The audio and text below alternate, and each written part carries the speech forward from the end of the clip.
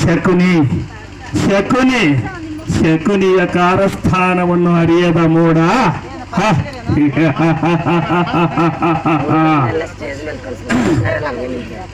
ನನ್ನ ಸಲಹೆ ಹೀಗೆ ನನ್ನ ಸಲಹೆಯನ್ನು ಕೇಳುತ್ತಿರು, ನಿನ್ನ ಕುಲದ ಬೇರನ್ನೇ ಕಿತ್ತೆಸಿವೆ. ಶಕುನಿ ಎಂಬ ಮೂರಕ್ಷರದ ಅರ್ಥವನ್ನೇ ತಿಳಿಯದ ಮೂಡ. ಶಾ ಎಂದರೆ ಶಕ್ತಿ ಪ್ರಧಾನರಾದ, ಕು ಎಂದರೆ ಈ ನಿನ್ನ ಕುರುವಂಶವನ್ನು, ನೀ ಎಂದರೆ ನಿನ್ನಿಂದಲೇ ನಿರ್ನಾಮ ಮಾಡುವವನೇ ಈ ಶಕುನಿ. ಶಕುನಿಯಿಂದ ಕುರುವಂಶ ನಿರ್ನಾಮ ನಿರ್ನಾಮ.